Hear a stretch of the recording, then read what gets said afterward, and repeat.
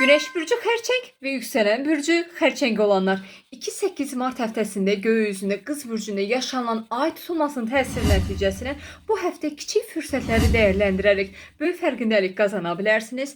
Təhsil və kursla əlaqəli bu həftə qarşınıza yeni fürsətlər çıxa bilər və eyni zamanda yarımçıq qalmış bir təhsiliniz bu həftə tamamlana bilər və bir tərəfdən də təhsil və akademik hədəfləriniz səbəbilə ünsiyyət və səyahət planlarınızda dəyişikliklər yaşanıla bilər. Keçmiş bir mesaj və yaxud da məlumat gələcəyinizə istiqamət verəcək bir şəkildə ortaya çıxa bilər və bu həftə zehniniz çox aktiv olacaq. Bacı qardaşlarınızla və yaxın çevrənizdəki insanlarla bu həftə fikir ayrılıqları yaşaya bilərsiniz. Ona görə də ünsiyyətə diqqətli olmağa çalışın.